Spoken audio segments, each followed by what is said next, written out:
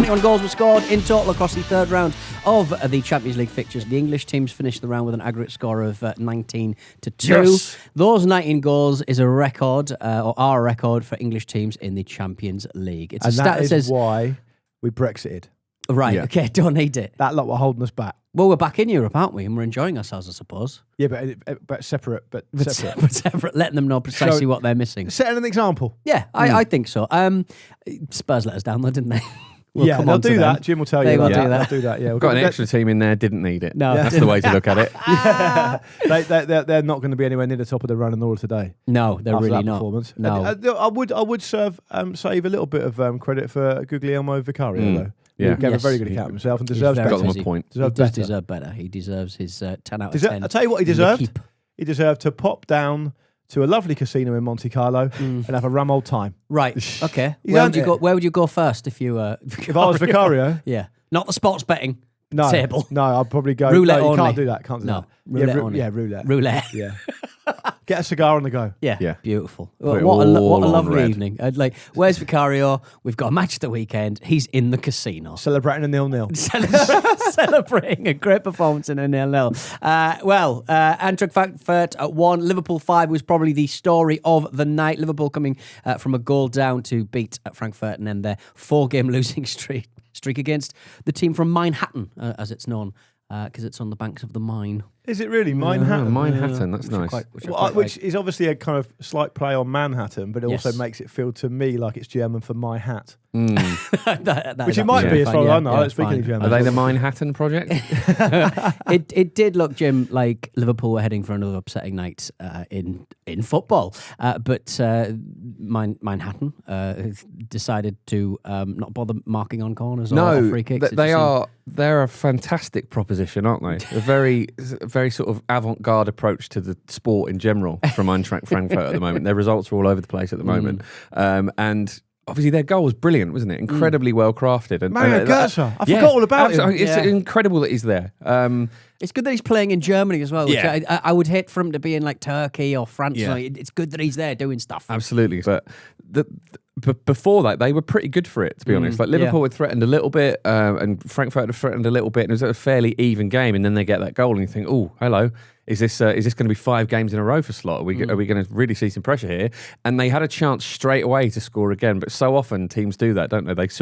They can't almost conceptualize that it's possible for them to score 2 goals in quick succession. Yeah. So they rush it and they fudge it, and that, I mean, when you look at the scoreline, ultimately, it's unlikely that really cost them. But you know, if they take that to 2-0, it's very, very different. Yeah. But yeah, that Ekitike goal is just absolutely just top notch. I know that he's essentially in a one-on-one with the defender and then the goalkeeper in that situation because the ball through to him is so good and the defending's so poor. But he still has a lot to do, and the way he gets the ball under his control and gets every kind of inch of that space in his favour is truly elite, and you can see why Liverpool pay so much money for him. I think he deserved to be able to celebrate that by running past the bench and just shouting, "I deserve to be playing there." Because the rest of this lot are not doing what I've just done. Absolutely. And I'd also extend that to I was on the Ripple Effect with James Alcott on Wednesday it came out, I think, and we're talking about Liverpool and I was just making the point that I don't understand the reticence to put Andy Robertson in there. And Andy Robertson plays last night, and that assist you're talking about for Ekitike is from Robertson's vision and amazing passing ability. Obviously, an international captain, they've got a lot of experience. In that position themselves, Liverpool have really struggled in. Yeah. So I don't understand what I know Robertson didn't have a brilliant season last season, but he did come off the back of quite a serious injury. So, and before that, he had been really good. So I wonder whether it might be a sign of things to come. And the fact that Isak went off with a groin injury, didn't he, means that perhaps some of these decisions that Slot's going to have to kind of agonise over to arrest this domestic slump might be made for him. Yeah, kind of falling into his lap. Yeah, might make it a bit easier. So yeah. I think I thought Liverpool were good. I thought they were pretty dominant after they went behind. I mean, to be honest, they go behind all the time. That's the 5th game in a row they've gone behind. So from set pieces they were obviously strong. And I was also thinking, I don't know what you guys think about this, how much it matters that they beat Eintracht Frankfurt by that many goals and how good Eintracht Frankfurt actually are, because as you said, they're quite a difficult team to work out, but then they are a team who've brought amazing players through. And they were finished third in the Bundesliga last season. They've won a European trophy in recent memory. So you've got to establish that they're, albeit inconsistent in the Champions League, they've got talent. They're a good enough team, and for Liverpool to blow them away like that is a great confidence boost for them. I think so. They're a very good attacking team. So I try and keep up with Bundesliga highlights where I can, because they just package them so easily on YouTube. Yeah. And they're very available, aren't they? They are. You've got they're streamers really streaming good at them. And Frankfurt are always an entertaining proposition. They have a player called Can Uzun, who is, I think, 18, 19 years old. He's got 6 goals and 3 assists already this season. Every time I've seen them, he's had some influence.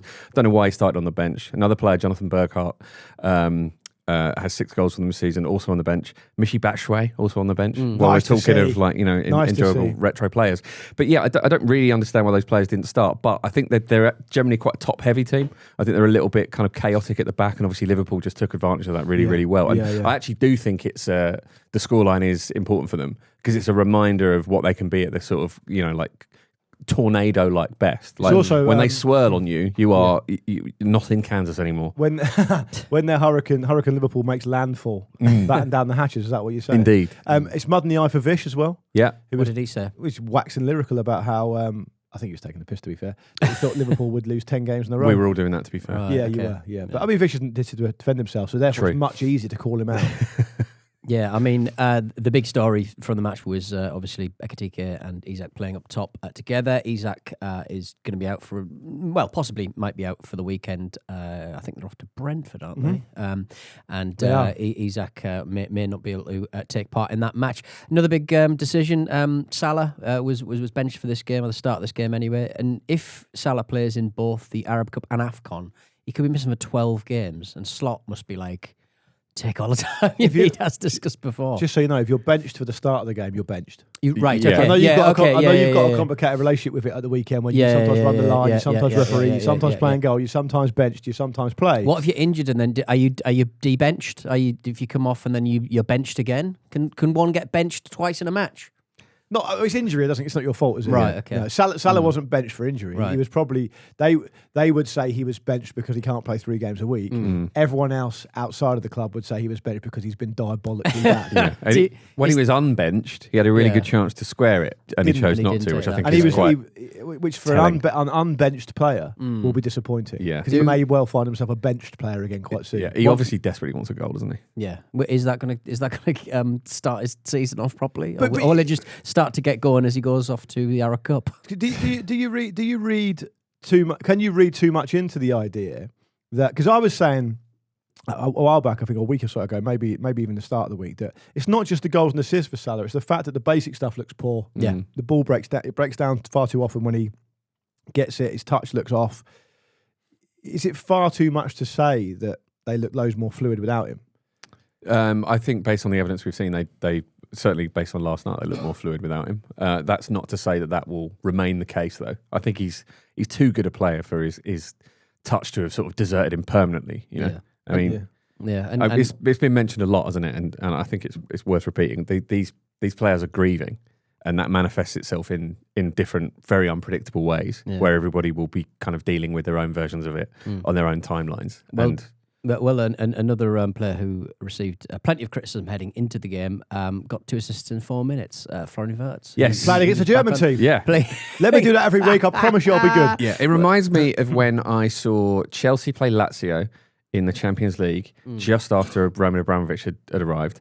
And Juan Sebastian Veron put in one of the best performances I have ever seen against an Italian team. And, obviously the league he'd just come from, and it's really interesting that breeding net contempt.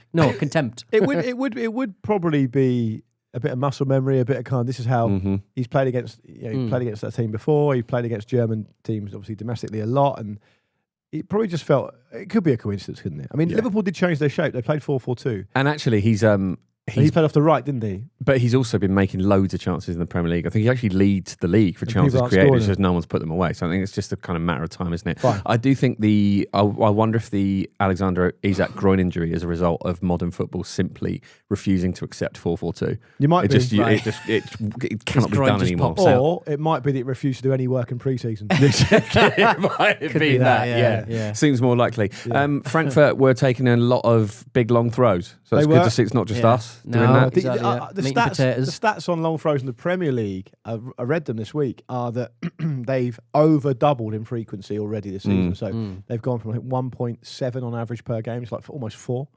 Yeah.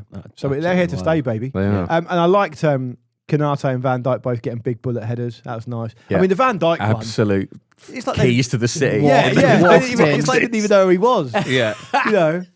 Favourite food. Absolute favourite food stuff, isn't it? It's a bloodbath. They just didn't know how tall he was. Just absolutely hammering them home. That's mud in the eye for you as well, Donaldson. There's mud in the eye for me. You've developed a very one-sided love-hate relationship with Virgil van Dijk. He'll notice me one day. He'll notice me one day and kiss me.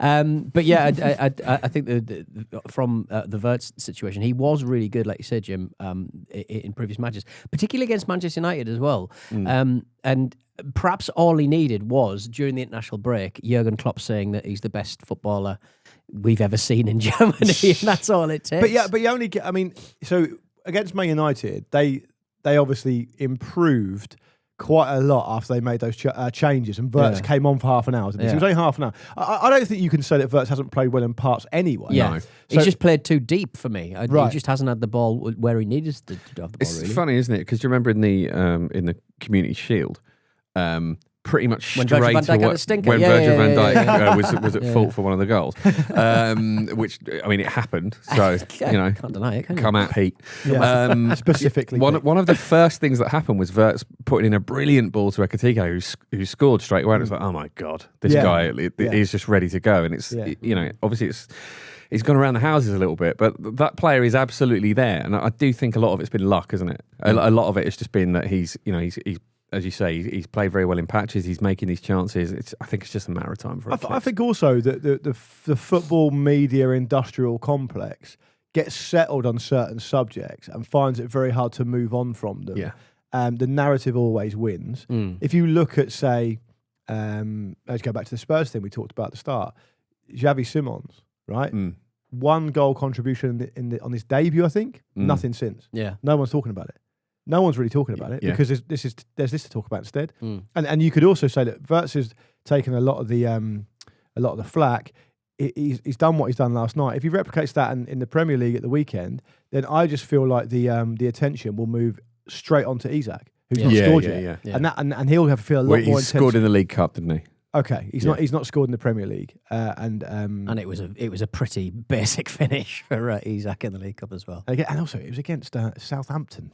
Come on, of course you don't recognise them, do you? No. So to you, he's not they're like scored. non-union goals. Jim. It doesn't count. Doesn't like those like weird a friendly. Romario goals. It's like to me, a goal against Southampton is like a goal in a glorified friendly during the Second World War when all the players were serving. Right, okay, yeah, or like the break in the fighting. Yeah. Well, in the First World War. Yeah, which didn't actually happen. I like to see a strong Liverpool in Europe. They got Real Madrid on the 4th of November. That's their next Champions And that's at Anfield, isn't it? That's at Anfield. Are you suspecting 4th of November? Are you suspecting some gunpowder treason and a plot? gunpowder plot? Yeah, a goal plot. A gunpowder Spanish plot. team. A goalpowder plot. I mean, if you are looking to see goals in the Champions League and you want to spend a couple of £100 on a ticket, go and see Eintracht Frankfurt. They have all of their last 3 Champions League games have ended 5-1. Some 4. Some 1-4, and some against, let's say, against Galatasaray and Atletico Madrid and Liverpool. It's the place to see goals. Elsewhere, did you see this at the weekend, guys? Liverpool legend Kenny Dalglish was seen sharing a bag of chocolate buttons with Sir Alex Ferguson. Now, men of the 90s like we are, this upsets me. I think it upsets you, Luke. Well, I mean, Kenny's also very reticent to try the chocolate button. If you watch the footage, you know, about a 15-second video, but it's like Sir Alex Ferguson is explaining to Sir Kenny Dalglish what a chocolate button is and how actually, Kenny, it's perfectly safe. Chocolate comes in button form now. Yeah, and Kenny Dalglish like looking into the bag a lot and like just deciding what to do. There's like a bloke standing between them both who looks like he might be kind of mediating the negotiation. Could this be their history though? He's thinking, this is a setup, this is a trap. Yeah. What's in there? If I put my fingers in there, something's going to snap onto it like a little mouse trap. If I put my finger in there, is Alan Hansen going to get injured again? It's like seeing Bush and Obama sort of be friends. Isn't it? Also, their love of each other seem to be based around sweets as well. So this is interesting. It's a great unifier. It's a great unifier. It feels right. It's a great advert for Cadbury buttons, Luke. It is. Well, Isn't it? We've shored up even more. Yeah. We can invoice them. Yeah, you know Doesn't that, hurt, does it? Yeah, we won't hear from them. You know that Roy Keane and Alex Ferguson don't like each other. Yeah. That to me feels right. It feels right. Yeah. I think if they were pally now, I think I would feel a little bit cheated. Right. Okay. And I quite like it when politicians in retirement, kind of get on. That's fine. Like I always remember Tony Benn, the great left wing socialist politician. I read a lot of his diaries, and he spent most of his time in his diaries like calling up Conservative Prime Minister Ted Heath and talking to him about cricket for like 40 minutes. Right. In the background. So they go like toe to toe during the day. Yeah, nice. He'd call up Ted Heath and just talk about cricket for a while. Nice. But anyway, so it's nice when the rivalry's like that. But I think Kenny and Sir Alex used to hate each other. They used to hate each other, chiefly because I think Kenny Dalglish elected to have surgery ahead of the 1986 World Cup rather than go with Sir Alex Ferguson Scotland. Yes. Which pissed him off. Yeah. And I think he thought that Kenny was always in Alan Hansen's ear as well, making him go back to Liverpool for physio and treatment and stuff rather than stay with the Scotland squad. I see. Interesting. And the only person in Sir Alex Ferguson's autobiography, the first one, which is actually good and readable, that he hates more is Gordon Strachan.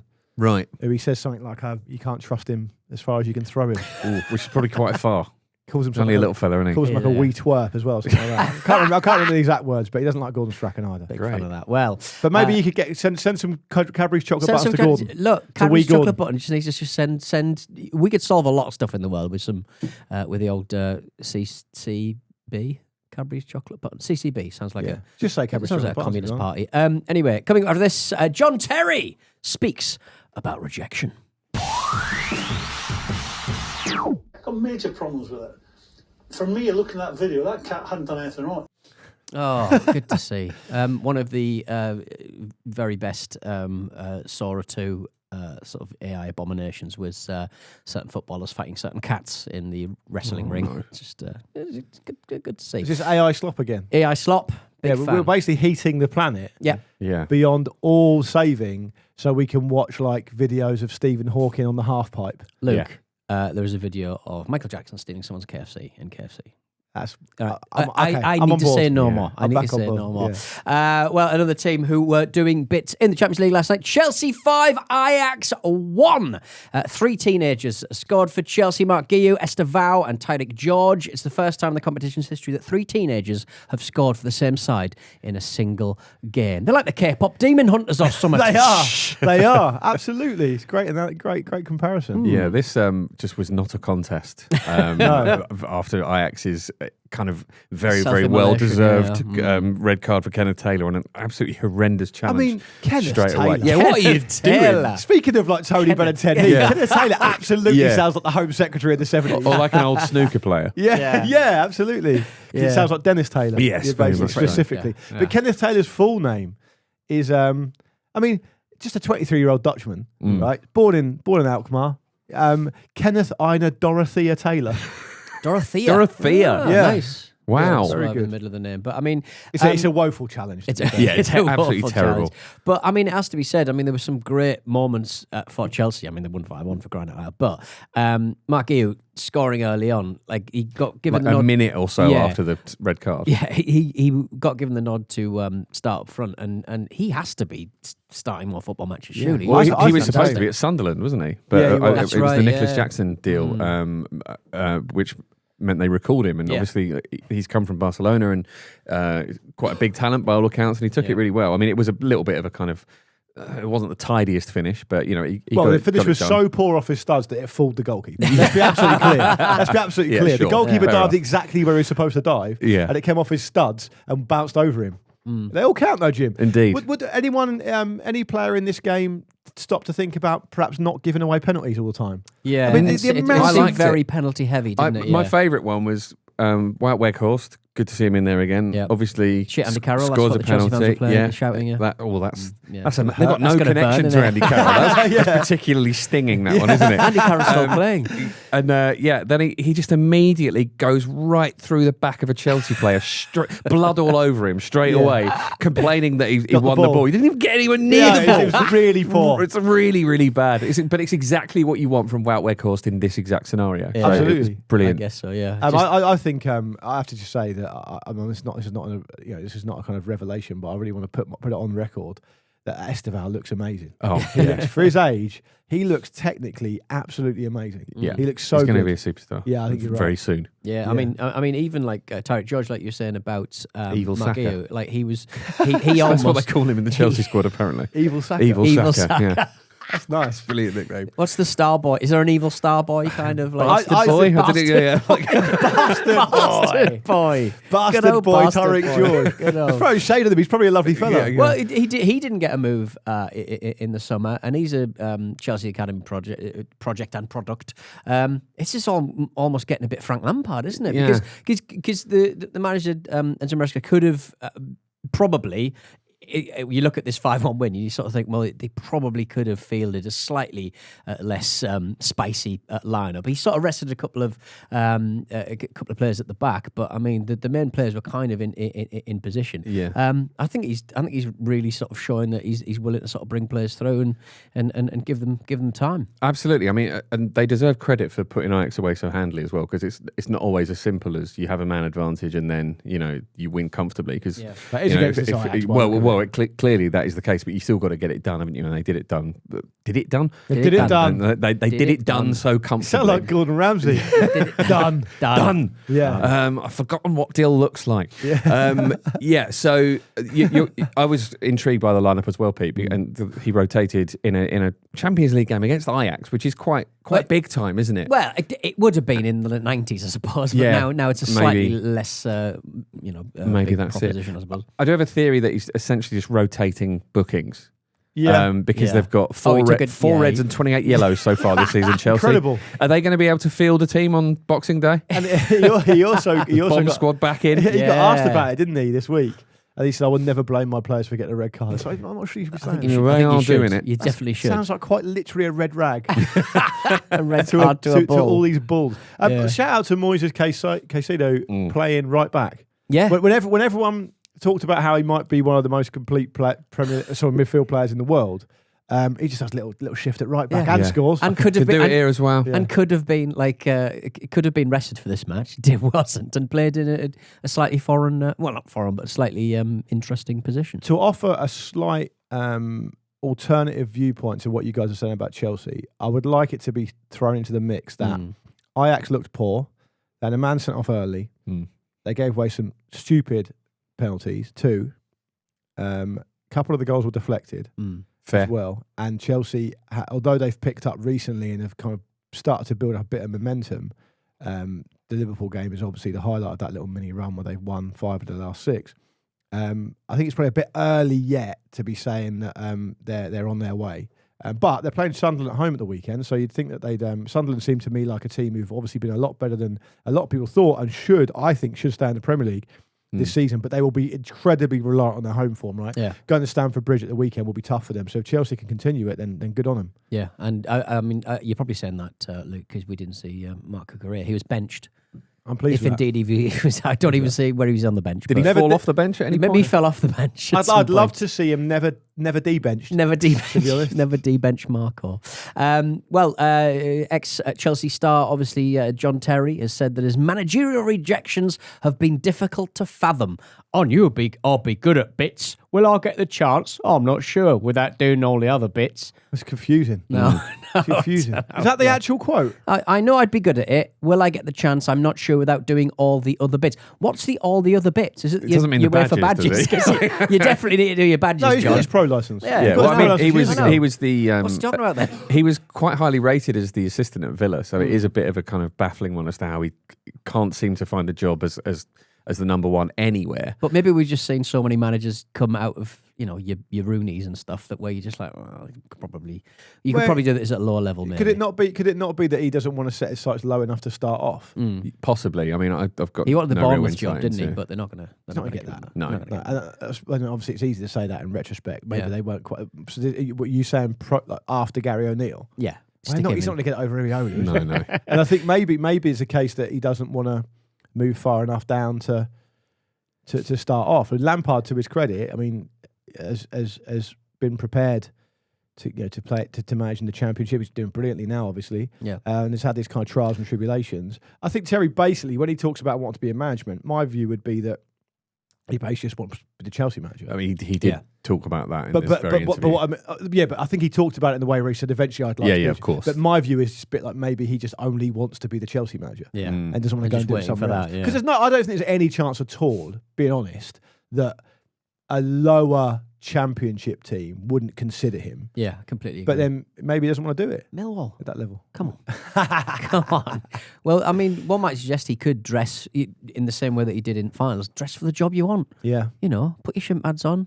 Yeah. Do a little press conference on YouTube. Do you have to wear shin pads for a press conference as a manager? Well, he would, presumably.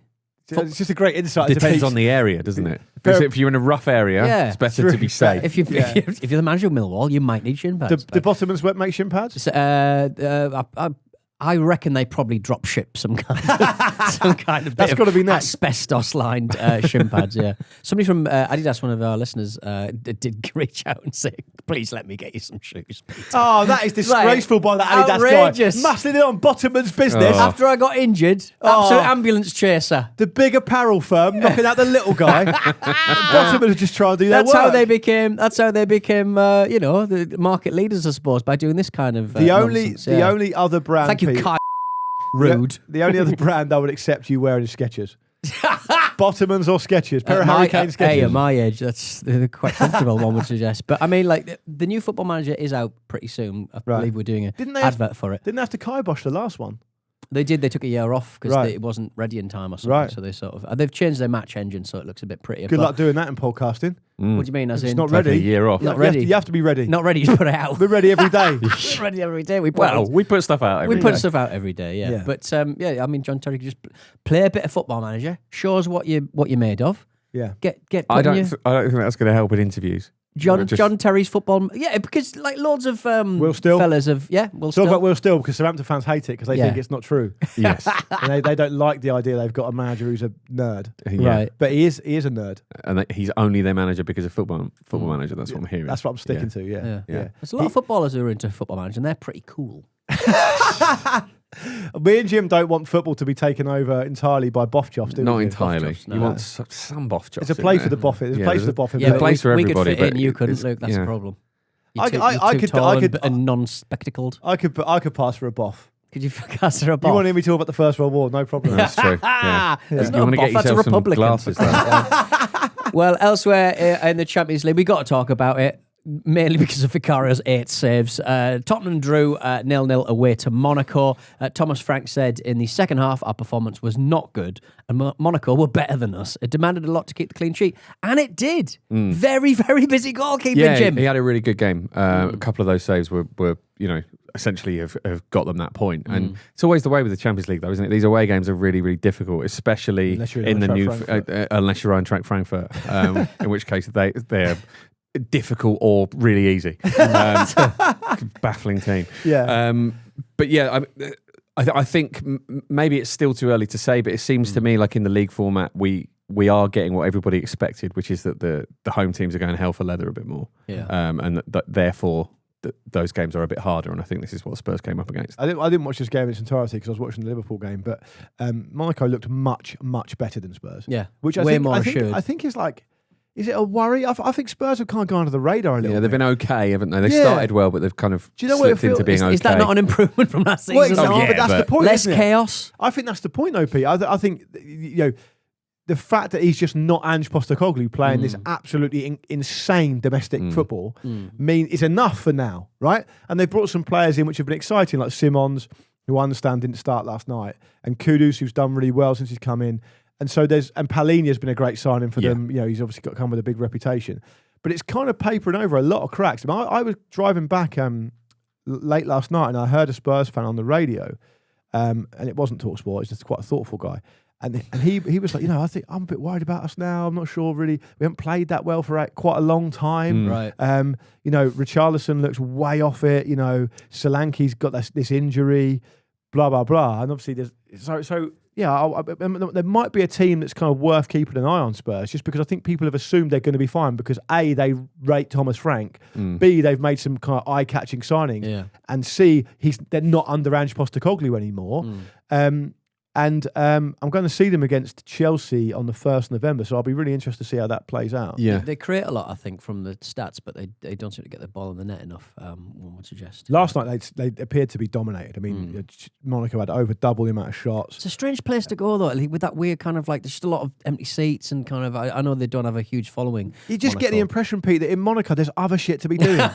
We'll do a bit of tax football, evasion, but we're not that bothered about it. Yeah. The stadium would be full for some, competitive tax evasion. Brunch will cost you £500, but it'll be lovely. You don't have to evade tax in Monaco because you don't have to pay it. It's a good point. It doesn't count, does it? Yeah, but that's where people go, isn't it, to evade their own tax in their own countries. But then that's not technically evasion, is it? Well, yeah. It's, I think it's avoidance. It's just avoidance.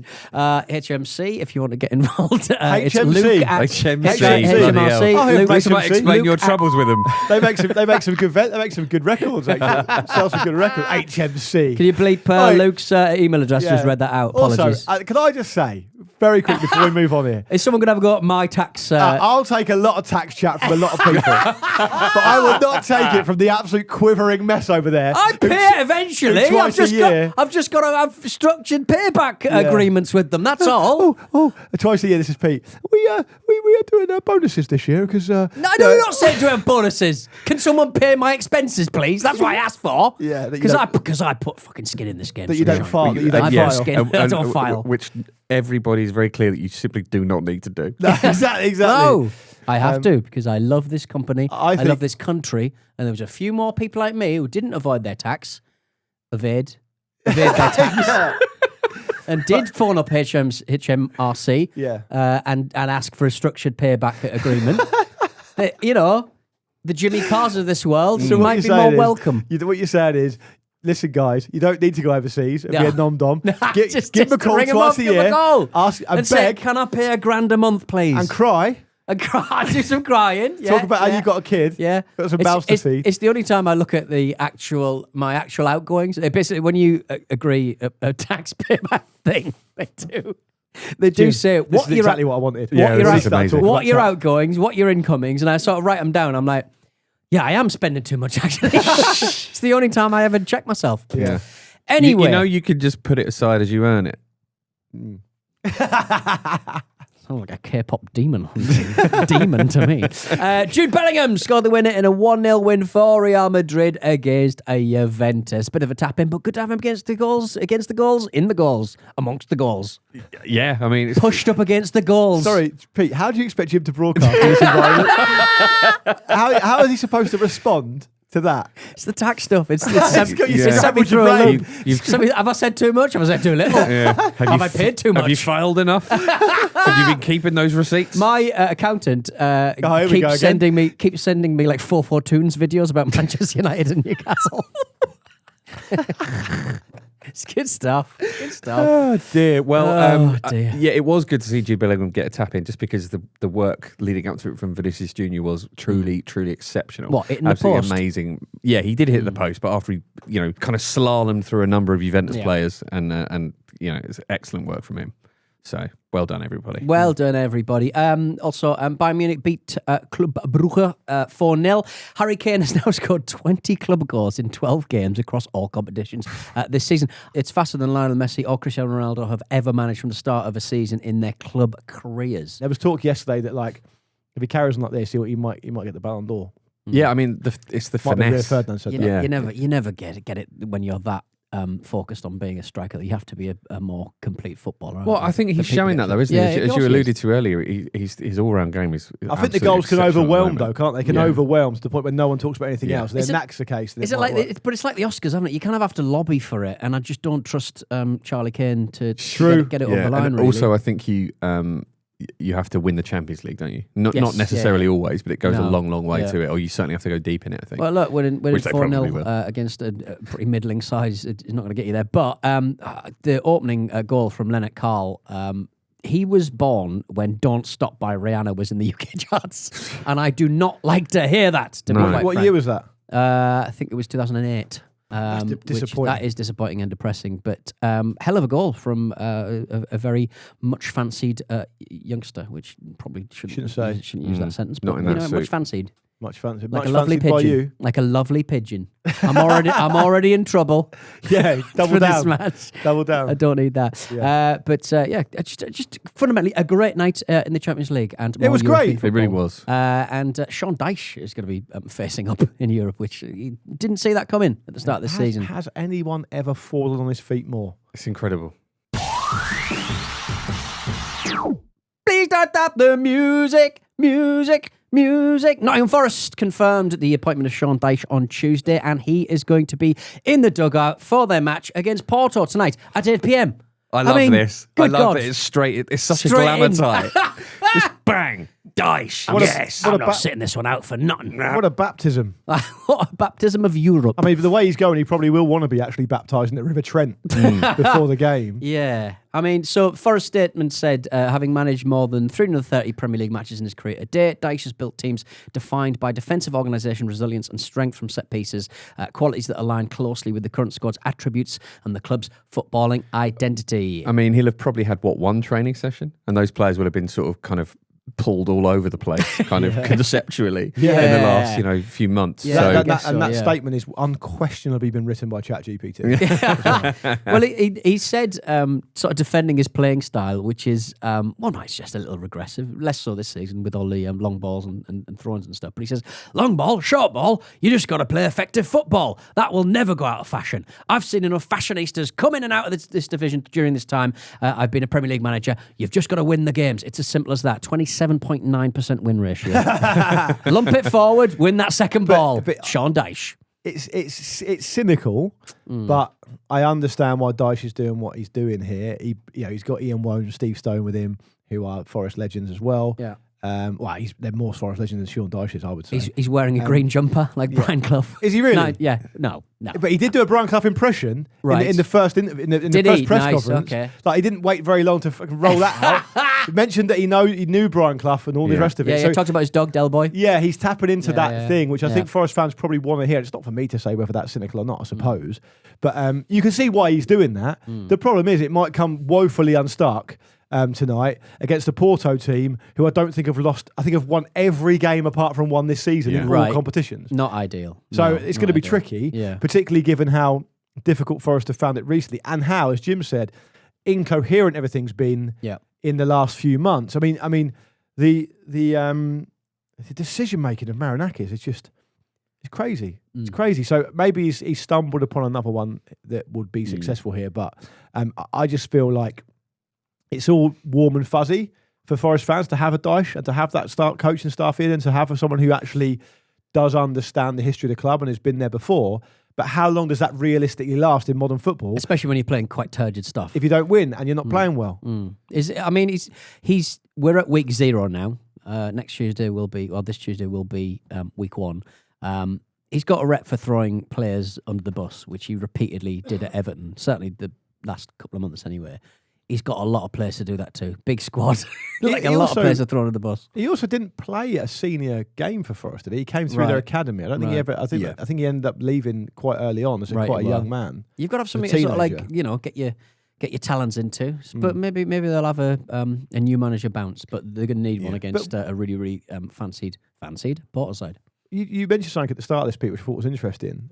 Jim, I don't know what your thoughts are on it as well. Like, it might well be that the way football is going now in the Premier League, it might not be that noticeable that Sean Dyche plays shit on the stick Yeah. stuff because everyone's getting stuck into the fine margins, aren't Yeah. they? And I suppose that could go one of two ways, isn't it? It's like, oh, actually, this has just completely erased my USP to the point where Other people are doing it better. Yeah, than other me. people are doing it better, and it's not effective. And Newcastle got bigger footballers. Yeah, or he comes back as some sort of like incredible like black Sage, belt who just like just shows everybody how it's done. I was forged in this. Exactly. Yeah, they just fly. Welcome up the to table. my dojo. Exactly. He was the only coach wearing shorts in their first training session. You'll have to see it. He's leaning into it. Yeah, they're going to get pumped. Anyway, Rangers are taking on Brann away from home. Will they Brann flake is the question. Good question. Rangers It's a coming good to their question, game against Brann with a run of 3 games without a win. It's kind of hard to know with the new manager role where he's at after Sheffield Wednesday, Luke. They're a bit of a mad club. I hope he does something at Rangers, and I hate saying that. Now, what did you say the other week? I said that we all want to see broadly Rangers do well here on the show or something like that. No, we broadly Speaking on behalf support. of us. We broadly support everything that Celtic does. I believe that was my. Speaking on behalf of us, in a truly unhelpful Marcus way. isn't here. Yeah, it's a really, really unhelpful way. You know, Danny Rohl is a really interesting guy because he's really well respected as a coach, right? He coached under Hasen. I mean, people probably already know this, but just to remind people, he coached at Leipzig and Southampton under Hasenhüttl. Right. And then he did a stint, didn't he? I think he did a bit of Bayern Munich, bit of Germany national team stuff, Die Mannschaft. But then he did a stint on, I want to say, an international tournament punditry thing for the BBC, and everyone loved him. Right. Young guy, very eloquent. Yeah. Spoke brilliant English. And then Wednesday, you're right, Pete. It's completely impossible to judge what he did or didn't do there because of how much of a basket case that club is. Our friends over at Second Tier podcast do stuff on Wednesday all the time. They know much more about it than we do, but clearly everyone knows the situation there. And then the manner in which he's gone to Rangers is also quite odd because Rangers' recruitment for a new manager has been diabolically bad. Yeah. I mean, it's been a PR disaster, even including the point that not just did they apparently want other managers before Rohl.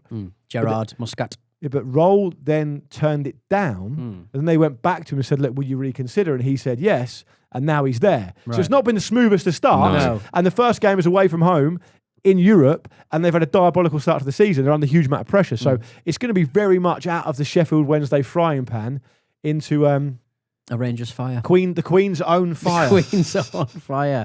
Rangers. Also, will he do it for Queen and Country or King and Country I don't know. as a German? It's a good point, actually. know. Yeah. These questions have to be asked, Peter. Very confusing. Rangers sporting director Kevin Thirlwell has appointed his own son, Robbie, to the recruitment team. It's a little bit Eddie Howe, isn't it, really? Lots of managers do it, don't they? Yeah. I mean, going back to Roy Keane and Alex Ferguson. Yeah, and Roy Keane. and Alex Bruce as well. Yeah. Yeah. Roy Keane called out Alex Ferguson for having his brother as chief scout at United for like 20 years or something. didn't he? Luke, and he's getting his son a league winners medal. Luke, Kevin said he doesn't need my help in football. He's talking about his son. Before we recruited him, 2 Premier League clubs wanted to recruit him. He will work 25/8 to bring success Oi. to this football club. He's thought about that, hasn't he? He doesn't need my help in football, but he's getting it. I'm giving it him anyway. Yeah. And finally, for now, Feyenoord's Europa League game against Panathinaikos has been brought forward by nearly 2 hours after winds of over 120 kilometres per hour are expected in the evening. Play it then. I mean, Come on. that would be like some mad sort of cheat code or something Yeah, for it one would. team. Even the Depending weather's on when you going get back to the old school.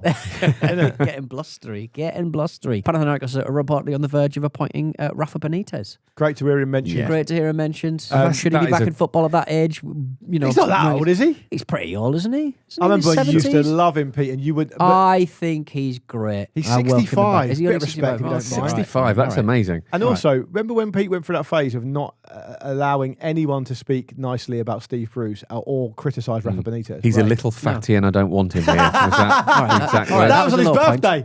That was on like his birthday.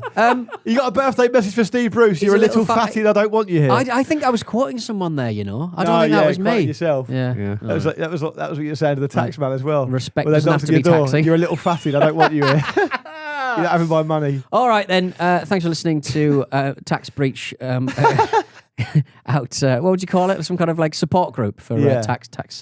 Just do the thank you for listening. Lorraine Kelly thing. Like you Yeah, are very I'm- passable I'm- as a character. A character, yeah. Yeah. Thank you for listening to the Football Ramble, hosted by the character of Pete Donaldson, part of the Aircash Creator Network. Jim and Luke are back tomorrow alongside Marcus, who pays all of his dues on time for the preview show. Say goodbye, Luke. Goodbye, Luke. And say goodbye, Jim. Goodbye.